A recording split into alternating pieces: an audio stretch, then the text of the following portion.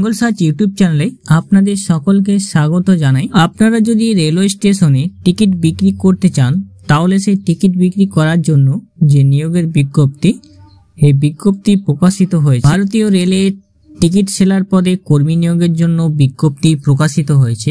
Ticket seller পদে যারা আবেদন করতে ইচ্ছুক তারা আজকের ভিডিওটি দেখবেন এবং এই টিকিট সেলার পদে আবেদন করার ক্ষেত্রে আপনাদেরকে কি করতে হবে, কারা আবেদন করবেন, যোগ্যতা কি, সমস্ত ডিটেলস বিস্তারিত তথ্য আজকের ভিডিওতে আমরা তুলে ধরব। তো আমার সামনে দেখতে পাচ্ছেন format of the application for station ticket booking agent for serving station ticket booking agent পদের জন্য এখানে আপনাদেরকে অ্যাপ্লিকেশন ফরম্যাটে লিখতে হবে কোন স্টেশনের জন্য আবেদন করছেন। ফর সার্ভিং স্টেশন সেখানে ঠিকানাটা লিখতে হবে, আপনার পাসপোর্ট সাইজ ফটোগ্রাফ চিঠিয়ে দেবেন, তারপরে যাবতীয় ডাটা আপনার নাম, father's name, husband name, date of birth, qualification সমস্ত ডিটেলস এখানে আপনি ফিল আপ করে দেবেন। ফিল আপ করে দেওয়ার পর আপনি ডিক্লারেশন পড়ে সিগনেচার করে দেবেন, আপনার প্লেস এবং ডেট এখানে আপনি বসিয়ে দেবেন। এই ভারতীয় রেলে টিকিট সেলার পদে নিয়োগের জন্য যে বিজ্ঞপ্তি প্রকাশিত হয়েছে সেখানে অনেকগুলি স্টেশনে নিয়োগ হবে। স্টেশন টিকিট বুকিং এজেন্ট পদের জন্য আবেদন করার ক্ষেত্রে আপনাদেরকে অবশ্যই যে এলিজিবল কোয়ালিফিকেশন দরকার সেগুলো হলো, আপনাদেরকে অবশ্যই যে স্টেশনের জন্য আবেদন করবেন আপনি সেই স্টেশনের লোকাল আপনাদেরকে বাসিন্দা বা স্থায়ী বাসিন্দা আপনাকে অবশ্যই হতে হবে। কোনো কেস আপনাদের বিরুদ্ধে থাকা চলবে না। আপনাদের বয়স হতে হবে 18 বছরের ওপর, 18 বছরের ওপর বয়স হতে হবে এবং আপনার কোয়ালিফিকেশন হতে হবে মাধ্যমিক পাস কোয়ালিফিকেশন হলে আপনি স্টেশন টিকিট বুকিং এজেন্ট পদে আবেদন করতে পারবেন।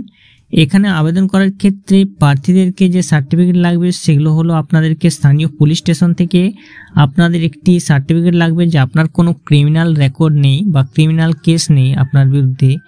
এবং স্টেশন টিকিট বুকিং এজেন্ট পদে আবেদন করার ক্ষেত্রে আপনাদেরকে কিছু সিকিউরিটি মানি আপনাদেরকে ডিপোজিট করতে হবে। সেক্ষেত্রে যদি আপনার ক্ষেত্রে কোনো অভিযোগ আসে সেক্ষেত্রে সিকিউরিটি মানি আপনার লাগবে, যেটা হচ্ছে 10,000 টাকা আপনার লাগবে NSG 6-এ এবং 25,000 টাকা লাগবে NSG 5-এ। এটা আপনাকে সিকিউরিটি ডিপোজিট হিসেবে রাখতে হবে যতদিন আপনি এই কাজটি করবেন। তো আপনাকে এখানে প্রথমে টেন্ডার বা অ্যাপ্লিকেশন জমা করতে হবে। তাই টেন্ডার বা অ্যাপ্লিকেশন জমা করার ক্ষেত্রে আপনি অবশ্যই যে আপনাকে অ্যাপ্লিকেশন ফরম্যাট দেখালাম সে অ্যাপ্লিকেশন ফরম্যাট আপনাকে জমা করতে হবে সম্পূর্ণ পূরণ করে।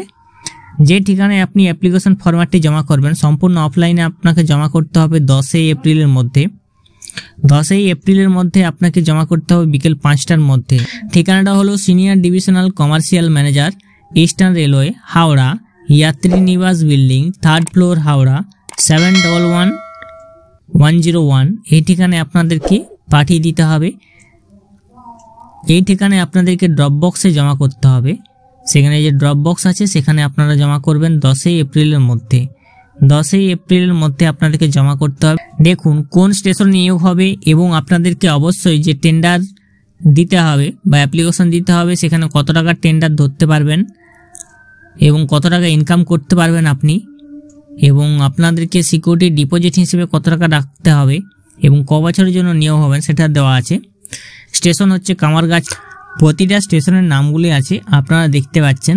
যদি আপনার নিকটবর্তী এলাকার রেলওয়ে স্টেশনের নাম এখানে দেখতে পান আপনি, তাহলে সেক্ষেত্রে আপনি এটা দেখে আবেদন করে নেবেন 10 এপ্রিলের মধ্যে।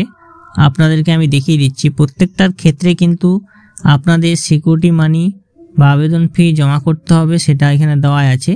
তো আপনারা সেই অনুযায়ী সেটা জমা করে দেবেন এবং যারা আবেদন করতে ইচ্ছুক তারা অবশ্যই 10 এপ্রিলের মধ্যে আবেদন করবেন। এই টেন্ডার পাওয়ার ক্ষেত্রে আপনাদেরকে অবশ্যই সিগনেচার করতে হবে এবং আপনাদেরকে অবশ্যই সাক্ষীর দরকার লাগবে। তো আপনারা যদি এই কাজ করতে ইচ্ছুক বা এখানে টেন্ডার দিতে ইচ্ছুক তো তাদের জন্য আজকের ভিডিওটা আমি বানালাম। যদি আপনারা কেউ কাজ করতে ইচ্ছুক, যদি আপনাদের এই অ্যাপ্লিকেশন ফরম্যাট বা নোটিফিকেশনটা দরকার হয় সেক্ষেত্রে আপনারা আমাকে মেসেজ করবেন, কমেন্টে জানাবেন, আমি আপনাদের সুবিধার্থে এটি দিয়ে রাখবো।